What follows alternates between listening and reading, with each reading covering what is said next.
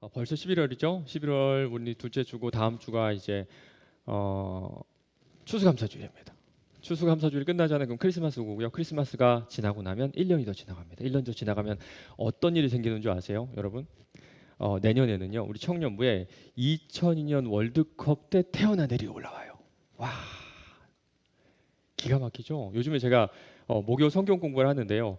그때 2000년 월드컵을 아는 지체보다 모르는 지체들이 더 많습니다. 기가 막 우리 나이 많은 지체들은 알죠? 이해가 안 되는 그때 태어난 아이들이 올라오는데요. 우리 내년에는 정말 2002년 그 월드컵 때 그 뜨거운 이런 말 해도 모르죠? 그 뜨거웠던 열기와 그런 어떤 분위기들이 우리 청년부에 다시 탁 불이 붙었으면 좋겠습니다. 10년 전에 한 10년쯤 전에도 20대였다 하는 청년 한번 손 한번 들어보세요. 10년 전에도 20대였다. 아무도 안 되네, 다 알고 있는데. 그렇죠, 꽤 많아요. 우리 10년 전에도 20대였고 대학생이었죠. 그때 아마 필독서가 이거였을 겁니다. 정의란 무엇인가. 여러분 기억나세요? 되게 인기였죠. 이 하버드대의 정치철학 교수인 마이클 샌델이 쓴 책인데요. 진짜 명작 중에 명작이라고 할 수 있어요. 저는요, 이 책이 우리나라에 출판된 것을 기점으로 우리나라를 좀 이렇게 나누고 싶어요. 그 이전까지는요, 정의롭지 않은 사회를 그냥 받아들이는 것이 우리 사회의 모습이 아니었지 않나 이런 생각을 하거든요. 대기업들이 탈세를 해도, 대기업들이 잘못을 해도, 저들이 우리나라 먹여 살리니까, 저 기업 없으면 우리나라 어떻게 돼? 훅 넘어가 버리죠. 정치인들이 참 나쁜 짓을 많이 해도요, 그래도 내가 지지하는 당인데. 어떤 분이 이러더라고요. 정치가 뭐 그렇죠. 정치하면서 불법 정치자금 안 받는 사람이 있어요? 어떤 식으로는 합리화하면서 이런 정의롭지 않은 것들을 그냥 넘겼던 것 같습니다. 그러면서 우리 안에 정의에 대한 갈증이 차곡차곡 쌓였어요. 그런데 이제는요, 그냥 넘어가기에는 해도 너무한 겁니다. 바로 그때 이 책이 나왔고요. 그래서 폭발적인 인기를 우리나라에서 끌었던 것 같아요. 이 책의 저자였던 마이클 샌델도 왜 대한민국에서 이 책이 그렇게 인기를 끄는지에 대해서 참 많이 놀랐다고 합니다. 저도 그때 이 책을 읽었고요. 얼마 전에도 이 정의란 무엇인가 시리즈를 준비하면서 또 한 번, 두 번 더 읽었는데요. 읽을 때마다 좀 의아한 생각이 듭니다. 왜 이런 주장을 하지? 어떻게 이런 주장을 할 수가 있지? 이 사람이? 왜 세상의 학문을 하는 정치 철학자가 이런 주장을 할까? 이 사람이 생각하는 정의로운 사회는요, 공동체 의식이 있는 사회입니다. 한번 들어보세요. 정의로운 사회에는 강한 공동체 의식이 필요하다면 사회는 시민들이 사회 전체를 걱정하고 공동선에 헌신하는 태도를 키울 방법을 찾아야 한다. 그러자면 공적인 삶에서 시민이 드러내는 자세와 기질인 마음의 습관에 무관심할 수 없다. 사회는 좋은 삶에 관한 지극히 사적인 견해를 배격하고 시민의 미덕을 키울 길을 찾아야 한다. 우리는요, 주로 정의를 법과 정치의 영역이라고 생각하죠. 그런데 마이클 샌델이 생각하는 정의로운 사회는요, 법과 정치를 넘어선 종교적이고 또 도덕적인 요인도 영역도 포함하고 있어요. 도덕적이고 아주 좋은 삶이 정의와 좀 직접적인 관계가 있다, 이렇게 풀어낸 논증해낸 책이 바로 이겁니다. 그래서 이 책의 마지막 챕터 제목 뭔지 아세요? 기가 막힙니다. 정말 말도 안 되는 그런 제목인데요. 도덕에 기초한 정치. 이게 말이 되네요, 여러분. 도덕에 기초한 정치의 마지막 챕터가. 제 나름대로 이 책의 핵심을 정리해보니까 이렇습니다. 정의는 개인이 아니라 공동체의 선함을 추구하는 것이고 그 수단은 개인의 미덕, 아름다운 행동이다. 이게 여러분 세상에 정치 철학하는 사람이 할 얘기인가 이게? 법을 좀 더 세분화해야 된다. 아니면 뭐 자유시장을 좀 보완해야 된다. 아니면 뭐 국가가 좀 더 세밀하게 개입해야 된다. 뭐 이런 정치와 법의 영역에서 저는 좀 신선한 아이디어를 기대했는데요. 이 사람이 내놓는 결론은 설교 시간에 적용하는 내용과 크게 다르지 않은 것 같아요. 그러고 보면요, 마이클 샌델의 이 주장과 지난 2주 동안 제가 여기서 나눈 내용과 상당히 유사하다는 생각 들지 않으세요? 정의는요, 공평하게 모든 사람을 처벌하는 게 다가 아니라 그랬죠. 하나님께서 말씀하신 정의는 우리가 자비와 자선이라고 말하는 이 선한 삶으로 가난하고 연약한 사람들을 적극적으로 돌보는 거라고 했어요. 이 책과 이 마이클 샌델의 생각과 좀 결이 같다는 그런 생각이 들죠. 그래서 저는요, 이 책을 읽으면서 대부분 이분의 생각을 동의할 수밖에 없더라고요. 그런데 이 책이 언제 발간된지 보니까 2009년입니다. 지금부터 딱 11년 됐죠. 그리고 다시 이 책을 읽는데요, 이제는 이런 생각보다 좀 씁쓸한 생각이 들어요. 이 사람이 이렇게 말했거든요. 사회적 행위를 시장에 맡기면 그 행위를 규정하는 규범이 타락하거나 질이 떨어질 수 있기에 시장이 침입하지 못하도록 보호하고 싶은 비시장 규범이 무엇인지 물을 필요가 있다. 이를 위해서 선의 가치를 측정하는 올바른 방법을 놓고 공개 토론을 벌여야 한다. 우리 모두가 추구하고 우리나라가 지금 채택하고 있는 자유경제 시장은요, 결국에는 타락하는 방향으로 갈 수밖에 없다는 겁니다. 인간은 악하다라는 전제로 이 책을 쓴 거예요. 그래서 법과 정치가 침범할 수 없는 선의 영역을 우리 사회가 지켜내야 된다고 하는데요, 그로부터 10년이 지났습니다. 이 사람이 꿈꾸는 그런 세상이 이루어졌을까요? 조금 더 그런 세상이 됐을까요? 그렇지 않다고 생각합니다. 올해 4월에 헌법재판소가요, 낙태죄가 여성의 자기결정권을 침해한다면서 헌법 불합치 결정을 내버렸습니다. 지금은요, 임신 24주 이내에 태아를 낙태하는 것을 허용하는 법안이 지금 국회에서 논의가 되고 있는데요. 여러분 혹시 임신 24주 된 태아를 보셨나요? 저는 이 법에 찬성하시는 분들이 태아를 보고 얘기하고 있는지 아닌지 그것부터 물어보고 싶어요. 저 얼마 전에 출산했잖아요. 24주 아기는요, 사람이에요, 사람. 사람이에요. 사람에게 딸린 어떤 세포 덩어리가 아니라 머리, 팔, 다리, 눈, 코, 입 다 있는 사람이고요. 그 아이를 품고 있는 엄마와 혈액형도 다르고 인격도 다른 똑같은 사람입니다. 그런데 우리 가운데 부모가 자기 아이를 죽이든 말든 정부는 개입하지 말라는 사람이 있을까요? 뱃속에 있는 아이나 10살짜리 아이나 똑같은 생명입니다. 지금 옆집에서 부모가 자신의 아이를 죽이는데 우리나라 사회는요, 그 문제를 정치와 법이 정하라고 지금 넘겨줘 버린 거예요. 요즘 이 책 안 읽죠? 이 책이 더 이상 읽히지 않는 이유가 있는 것 같습니다. 그럼에도 불구하고 마이클 샌델은 여전히 하버드에서 똑같은 강의를 계속하고 있어요. 그 이유는요, 우리 마음 속에 이 사람이 주장하는 내용이 맞다고 생각하기 때문일 겁니다. 그리고 그런 마음을 심어 놓으신 분이 바로 우리 하나님이세요. 이 책은 더 이상 주목받지 못하죠. 그러나 우리가 포기하지 말아야 할 책이 한 권 있습니다. 바로 이 말씀. 바로 이 말씀 가운데 예수님은요, 우리가 사는 이 땅에 하나님의 나라가 임하셨다고 하셨어요. 이 마이클 샌델이 어렴풋이 꿈꾸는 그 나라, 우리가 살아야 할 정의로운 하나님의 나라는 도대체 어떤 나라일까요? 오늘 말씀을 통해서 우리도 그 꿈을 한번 꿔보도록 합시다. 오늘 본 말씀 누가복음 14장 12절에 13절입니다. 누가복음 14장 12절에서 13절인데요. 우리 두 절이니까 우리 같은 목소리를 같이 읽어봤으면 좋겠어요. 누가복음 14장 12절에서 13절 말씀입니다. 자, 같이 읽겠습니다. 또 자기를 청한 자에게 이르시되 네가 점심이나 저녁이나 베풀거든 벗이나 형제나 친척이나 부한 이웃을 청하지 말라.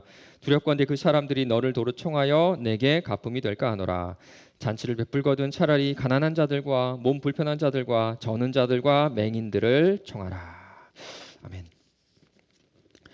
우리 지난주에 나눴던 말씀 다시 한번 생각해 봅시다. 하나님께서는요 7년마다 모든 채무를 탕감하라 하셨고요. 7년이 7번이 지난 그 다음에, 그러니까 50년이 되는 해에는요 희년 축제해를 선포하시고 팔거나 저당 잡혔던 땅을 돌려주라고 하셨죠.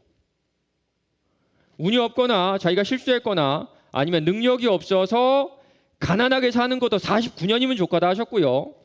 운이 좋거나 능력이 있거나 아니면 자기 능력이 남들보다 출중해서 더 많은 땅을 가지고 더 부유하게 사는 것도 49년이면 족하다 하셨어요. 이 모든 것들의 주인이신 우리 하나님께서 당신께서 공짜로 나눠주셨던 것들을 회수하시고 모두에게 인생을 다시 한번 시작할 수 있는 그런 기회를 주시는 겁니다.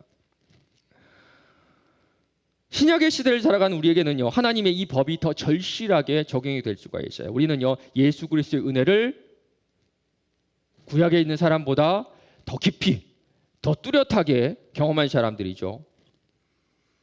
값 없이, 조건 없이, 아무 이유 없이 예수의 생명을 대가로 영원한 생명을 얻었습니다.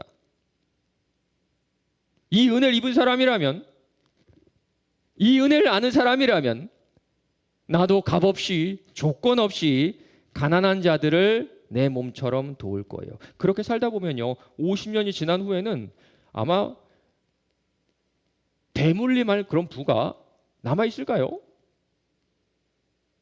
돌려줘야 할 땅이 남아있을까요? 그렇지 않을 겁니다. 그런데 이스라엘 사람들은요 하나님의 이 말씀 잘 지켰을까요? 처음에는 좀 잘 지켰을 것 같아요. 처음에 한두 번은. 그런데 시간이 지나면서 특별히 권력과 돈의 맛을 본 사람들이요 이 공공정책, 하나님께서 주신 이 법을 하나둘씩 지키지 않기 시작했습니다. 그래서 이사야라는 선지자가 등장하게 된 그 시점에는요 이 말씀을 지킨 사람들이 거의 없어졌고요. 우리 주님 이사야를 통해서 이스라엘 사회 전체를 맹렬하게 비난하세요. 이사야 1장입니다. 너희가 팔을 벌리고 기도한다 하더라도 나는 거들떠보지도 않겠다. 너희 손에 피가 가득하다. 정의를 찾아라. 억압받는 사람을 도와주어라. 고아의 송사를 변호하여 주고 과부의 송사를 변론하여 주어라. 그 당시에도요 하나님을 잘 믿는 사람들이 참 많았습니다. 예배 잘 드렸고요, 헌금 잘했고요, 회당에 모여서 성경 말씀도 꼬박꼬박 읽었어요.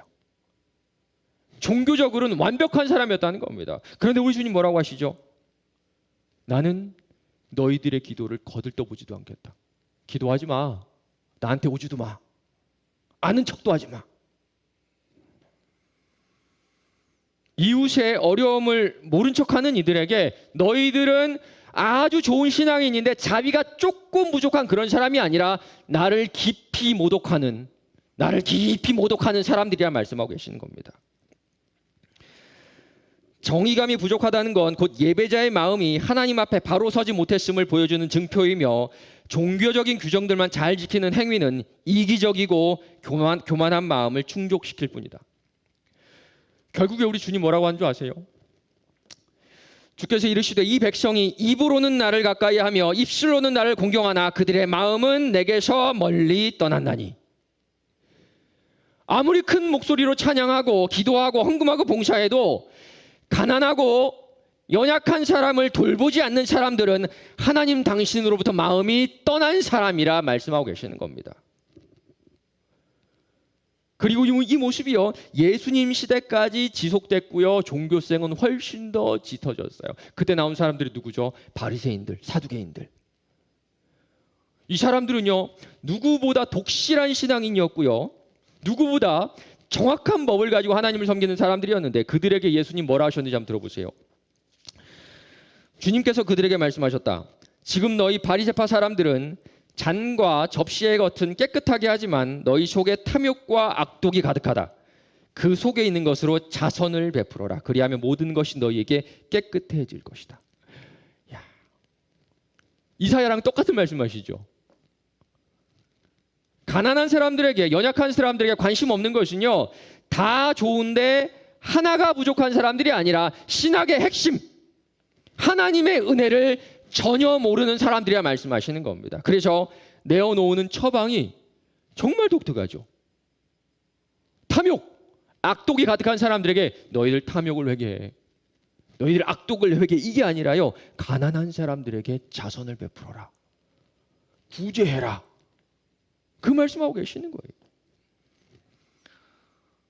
그런데 예수님은 여기서 끝이 아니라 더 충격적인 말씀으로 우리들을 이끌고 가세요. 마태복음 25장입니다. 우리 화면 한번 보여주세요.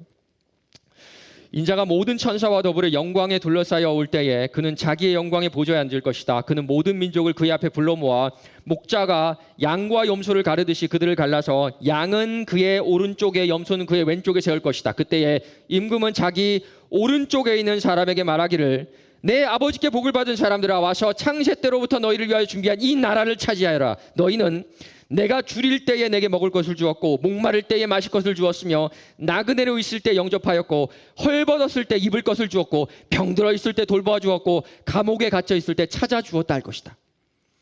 그때 의인들이 그에게 대답하기를 주님 우리가 언제 주님께서 줄이신 것을 보고 잡수실 것을 드리고 목마르신 것을 보고 마실 것을 드리고 나그네 되신 것을 보고 영접하고 헐벗으신 것을 보고 입을 것을 드리고 언제 병드시거나 감옥에 갇히신 것을 보고 찾아갔습니까 하고 말할 것이다.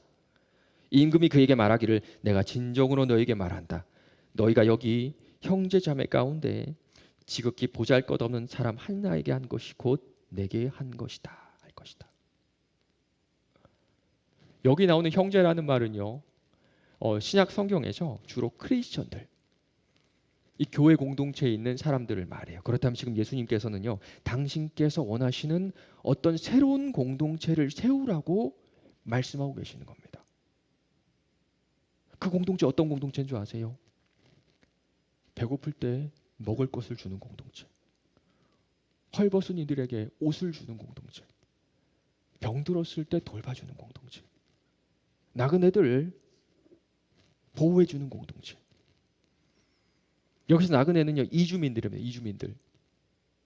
우리말로 하자면 우리 사회에서는 아마 외국인 노동자라고 할 수가 있겠죠. 이들에게는 뭐 먹을 거 주는 거 그거 외에 그 이상의 도움이 필요합니다. 저도요 미국에서 학생이지만 동시에 노동자로 살았습니다. 먹고 살았어요. 먹고 사는데 큰 문제가 없었는데요. 항상 외롭고 항상 불안하더라고요. 망망대해에 저희 가족만 어떤 섬에 떨어진 것 같은 그런 기분을 매번 느꼈어요. 아이들이 아프면 병원에 가야 되는데요. 병원에 의사를 만나려면 기본이 15만 원. 아무것도 안 해도 의사 보려면 15만 원 내야 되고. 약값은 그거보다 2배, 3배입니다. 아이가 아파도 병원에 데려가는 것을 막 주저하고 있는 이 부모로서의 제가 너무 싫은 거예요. 아마 지금 우리나라에 살고 있는 외국인 노동자들도 비슷한 상황일 것 같아요. 우리는요 그들에게 뭐 옷가지 몇 개 주고 신발 몇 개 주고 몇만 원 쥐어주고 그리고 내 할 도리 다 했다 이게 아니라 우리 주님은 그들을 어떻게 영접하라고. 영접하라는 말은요 내 집에 초대해서 교제하며 살아가라는 겁니다. 위로하고 격려하면서 이 남의 나라 남의 땅에 살아갈 수 있는 힘과 능력을 최대한의 물질과 최대한의 마음으로 채워주라고 하시는 거예요. 크리스천은 서로를 위해 집과 지갑을 열어야 한다. 크리스천은 서로를 위해 집과 지갑을 열어야 한다. 저는요 팀 켈러 목사님의 이 말을 이렇게 바꾸고 싶어요. 크리스천은 서로를 위해 집과 지갑을 열 수밖에 없다. 왠지 아세요? 임금이 대답하여 이르시되 내가 진실로 너희에게 이르노니 너희가 여기 내 형제 중에 지극히 작은 자 하나에게 한 것이 곧 내게 한 것이니라. 여러분이 가난하고 연약한 자들에게 하는 그 모습이 그들을 대하는 자세가 우리 주님을 향한 마음을 고스란히 드러내기 때문이에요. 여러분이 예수를 사랑한다면 가난하고 연약한 자들에 대해서 무관심하게 살아갈 수가 없어요. 정말 그러고 싶어도 그럴 수 없다는 것이 우리 예수님 말씀이에요. 오늘 본문 말씀 볼까요? 그 당시에 이스라엘은요 상부 상조 시스템으로 돌아가는 그런 사회였습니다. 그런데 뭐 품앗이 같이 서로의 노동을 공유하는 그런 정도가 아니라요 상류층들이 이 비즈니스 관계를 형성하기 위해 사용하던 것이 이 상부 상조 시스템이고요. 그 중심에 바로 잔치가 있었어요. 재산가들은 대문을 활짝 열고 파트너들에게 필요한 자원을 제공하는 방식으로 강력한 네트워크를 구성했다. 도움을 받은 이들은 다시 비즈니스 기회를 제공하거나 정치적으로 호의를 베풀었으며 파트너에게 이익이 될 만한 길을 두루 살폈다. 여기서 뭐 잔치라고 하니까 여러분 우리나라 잔치 생각하시면 안 돼요. 뭐 시골에서 하는 동네 잔치 있잖아요. 돗자리 쫙 깔아놓고 뭐 수육에 김치 싸 먹으면서 왁자지껄한 그런 잔치 있잖아요. 그런 잔치가 아니라 아주 격식 있는 오찬이나 만찬 생각하시면 될 것 같아요. 영화 보면 턱시도 딱 입고 드레스 입고 한 손에는 이렇게 와인 들고 다니는 그런 것들 있잖아요. 그런 파티가 바로 오늘 말씀하시는 잔치입니다.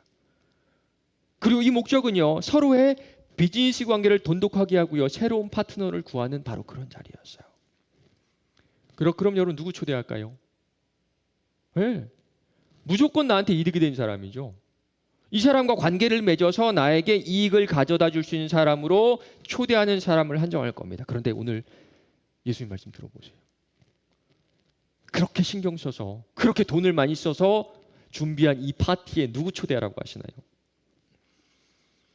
가난한 자들과 몸 불편한 자들과 저는 자들과 맹인들을 청하라. 하나같이 나에게는 전혀 유익이 되지 않는 이 파티를 줬는데 아무것도 돌려받을 수 없는 그런 사람들이죠. 맞아요. 지금 예수님은요, 그 시대에 만연해 있었던 이 상부상조 시스템의 행위도 그 목적도 완전히 부정하는 새로운 삶의 방식을 우리에게 말씀하고 계시는 겁니다. 우리도 마찬가지죠. 우리도요, 얼마나 이런 삶, 이런 기브 앤 테이크 삶에 익숙한지 모릅니다. 누군가를 만날 때도요, 저 사람을 통한 내 이득을 생각하는 경우가 참 많고요. 그 기준에 맞지 않으면 그 사람과 깊은 관계를 맺고 싶어 하지 않아요.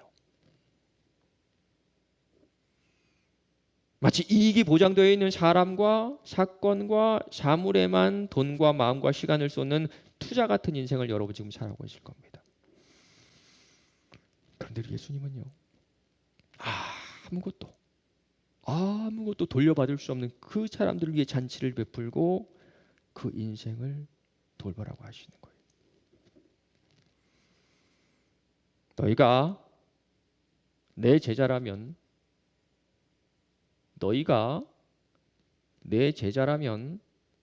가난하고 피부색이 다르고 힘이 없는 이들을 품고 그 필요를 헌신적으로 채워줄 수 있는 그런 공동체를 만들어. 맞습니다. 바로 이 공동체가 예수님께서 당신들의 제자들에게 세우라고 하신 공동체고요. 이 땅 가운데 임한 하나님의 나라예요. 그리고 이런 꿈 같은 공동체가 현실이 된 적이 있죠. 여러분 혹시 코이노니아라는 말 들어본 적 있죠? 교회에서 참 많이 쓰는 말인데요. 교제라는 말을 뜻을 가진 그리스어인데요. 이 단어가 사도행전 2장에 나옵니다. 믿는 사람이 다 함께 있어 모든 물건을 서로 통용하고 또 재산과 소유를 팔아 각 사람의 필요를 따라 나눠주며 날마다 마음을 같이하여 성전에 모이기를 힘쓰고 집에서 떡을 떼며 기쁨과 순전한 마음으로 음식을 먹고 하나님을 찬미하며 또 온 백성에게 칭송을 받으니 주께서 구원받은 사람을 날마다 더하게 하시니라. 사도행전 4장 32절입니다. 믿는 무리가 한 마음과 한 뜻이 되어 모든 물건을 서로 통용하고 자기 재물을 조금이라도 자기 것이라 하는 이가 하나도 없더라. 아마 그때 회심한 3,000명이나 되는 이 사람들은요, 공동체를 구성하고 같은 지역에 같이 모여 살았을 거예요. 그런데 그 누구 하나 자신의 재산을 내 것을 내 것이라고 주장하는 사람이 없었다는 겁니다. 그 공동체에는요, 그 누구보다 넉넉하게 사는 사람은 없었지만 반대로 입을 것이, 마실 것이, 그리고 잘 곳이 없어서 걱정하는 사람은 한 사람도 없었을 거예요. 그런데 혹시 이 장면 여러분 혹시 많이 좀 들어본 장면 같지 않으세요? 딱 떠오르는 성경 구절 없으세요 혹시? 우리 지난주에 이런 말씀 나눴습니다. 신명기 말씀이에요. 네가 만일 네 하나님 여호와의 말씀만 듣고 내가 오늘 너에게 내리는 그 명령을 다 지켜 행하면 내 하나님 여호와께서 내게 기업으로 준 땅에서 네가 반드시 복을 받으리니 너희 중에 가난한 자가 없으리라.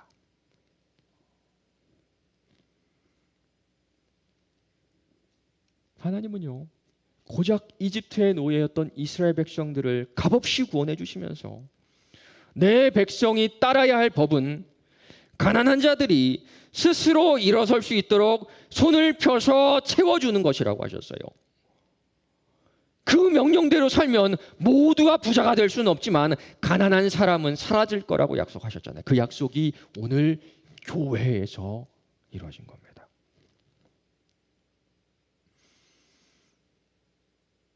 2000년 전에 있었던 그 초대교회 성도들과 우리 누가 더 상황이 좋을까요?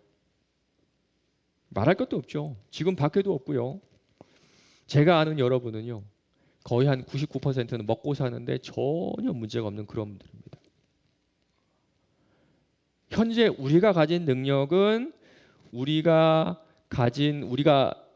예를 들어 100명이라고 치지 않아요? 그러면 100명을 더 먹여 살리는데 전혀 문제가 없는 그런 능력을 우리가 가지고 있어요. 한 교회 성도가 100명이면요.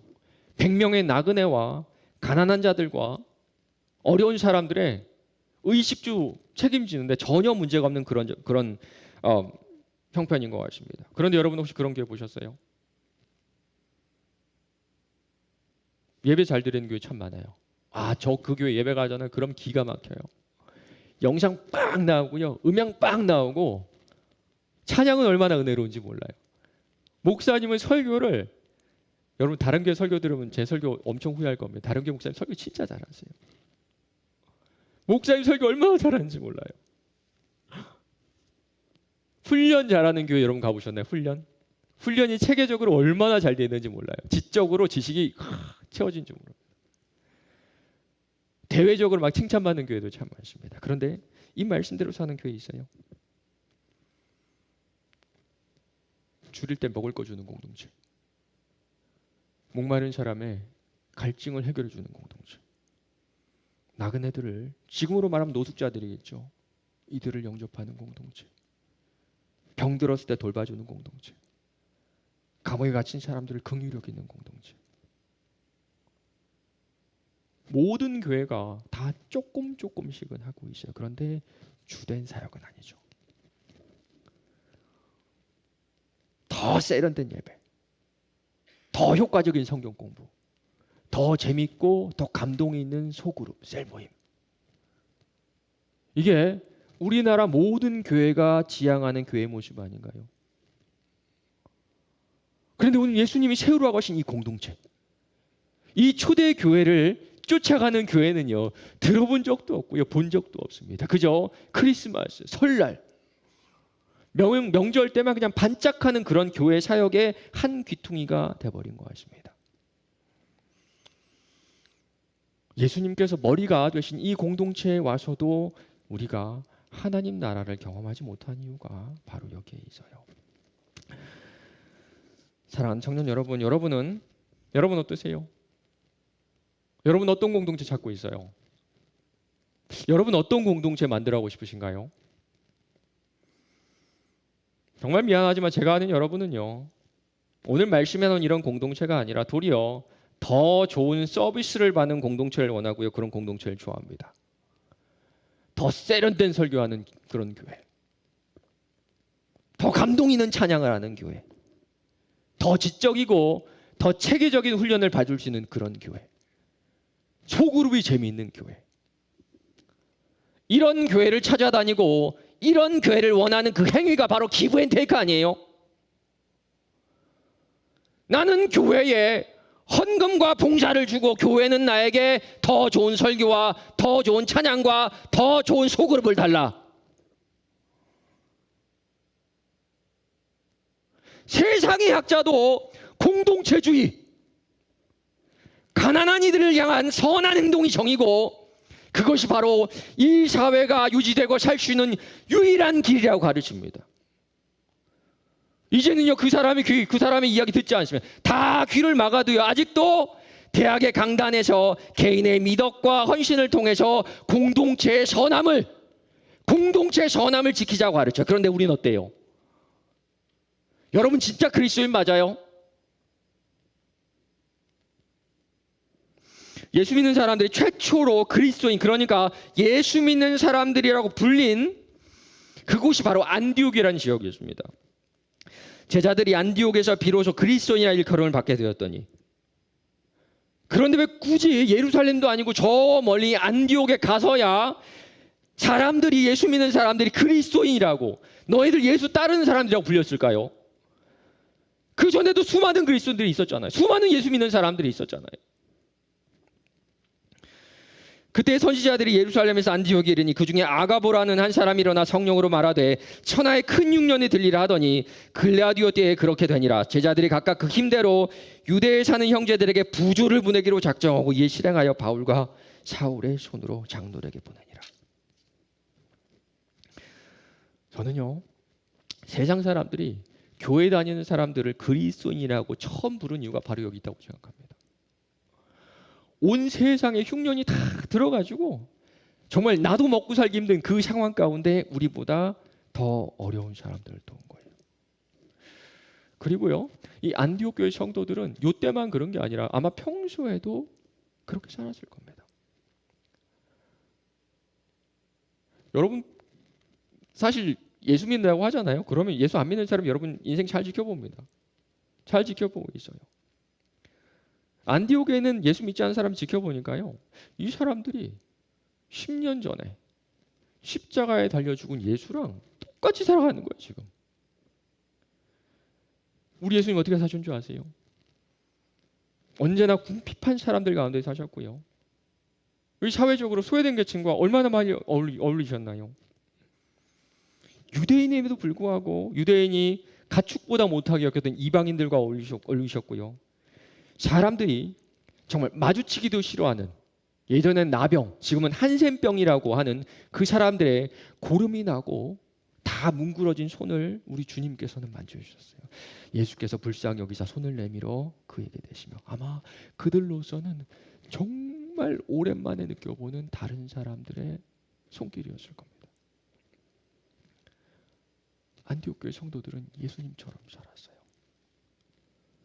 배고픈 사람들에게 먹을 거 줬고요, 헐벗은 사람들에게 옷을 줬고요, 소외된 사람들에게 친구가 되어줬고요, 가난하고 연약한 자들의 삶을 돌아보았습니다. 예수님의 삶을 직접 보고 직접 듣고 경험한 사람들이 그래서 이름을 붙여준 거예요. 저 사람들 예수랑 똑같이 사네. 예수에게 속한 사람들, 그리스도인. 사랑하는 청년 여러분, 여러분 그리스도인 맞아요? 여러분 그리스도인 맞아요? 여러분은 배고픈 자들에게 먹을 거 주고요, 헐벗은 자들에게 옷을 주고, 소외된 자들의 친구가 되어주고, 연약한 자들의 삶을 돌아보고 있나요? 여러분 스스로 내가 내 자신을 돌아볼 때 이 예수님처럼 여러분 살아가고 있나요? 만약 그렇지 않다면 여러분은 이 맑은샘 광천교회에 소속된 교회의 멤버일 수는 있지만 그리스도인은 아닙니다. 저는 확실하게 얘기할 수 있어요.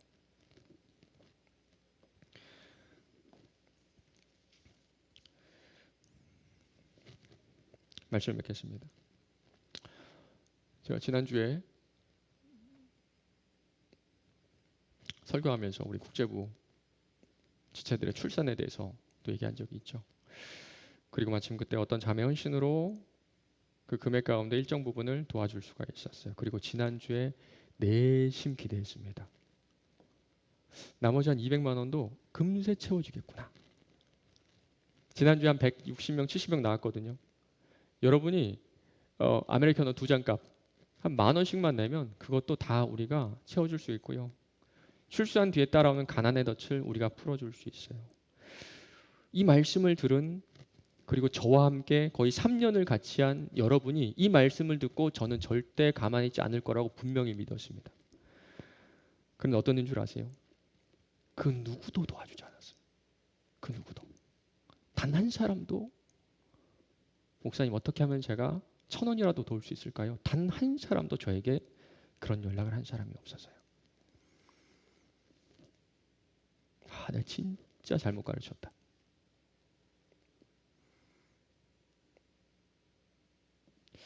괜히 막 여러분한테 뭐 특별히 잘못한 것도 아니잖아요. 근데 괜히 막 섭섭한 마음이 드는 거예요.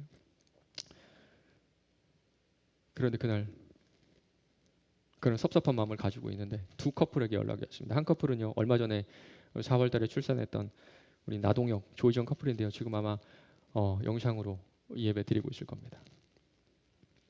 국제부 성도들에게 그 아기가 쓸 수 있는 그런 용품들을 보내고 싶다는 그런 문자였어요. 또 다른 한 커플은 김요한, 양희슬 커플인데요. 오늘 주보 뒤에 여러분 보셨죠? 주보 뒤에 이런 작은 마켓을 통해서 이 수익 전부로 어려운 사람들을 후원하고 싶다는 그런 내용이었습니다. 여러분을 향해 좀 섭섭했던 제 마음이 아주 약간 풀렸어요. 그런데 제가 여러분에게 미안한 마음이 드는 일이 생겼습니다. 청년 일부에 23살인가 그 친구가 어떤 자매가요, 목요일 날 연락을 저한테 주셨는데요. 지난주 말씀을 듣고 물품을 자기가 주일날 주문했다면서 금요일에 그 물품이 오니까 저한테 가져다 주겠다는 거예요. 이 연락을 받는데요. 여러분을 향해서 섭섭한 마음을 가졌고 실망했던 제가 너무 부끄러워진 겁니다. 저는요, 제가 생각하는 그 방법으로 채워지지 않아가지고 여러분에게 약간 속으로는 아주 많이 실망하고 있었는데요. 여러분은 각자 자신만의 방법으로 자신의 자리에서 각자의 정의를 세워나가고 있었던 겁니다. 섣불리 여러분의 믿음을 판단해서 정말 죄송하다는 말씀을 여러분 전부에게 드리고 싶어요. 믿는 무리가 한 마음과 한 뜻이 되어 모든 물건을 서로 통용하고 자기 재물을 조금이라도 자기 것이라 하는 이가 하나도 없더라.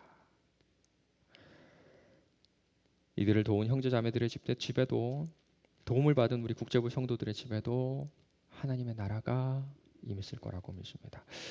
사랑하는 청년 여러분, 돌려받지 못하는 곳으로 여러분의 눈을 돌려보세요.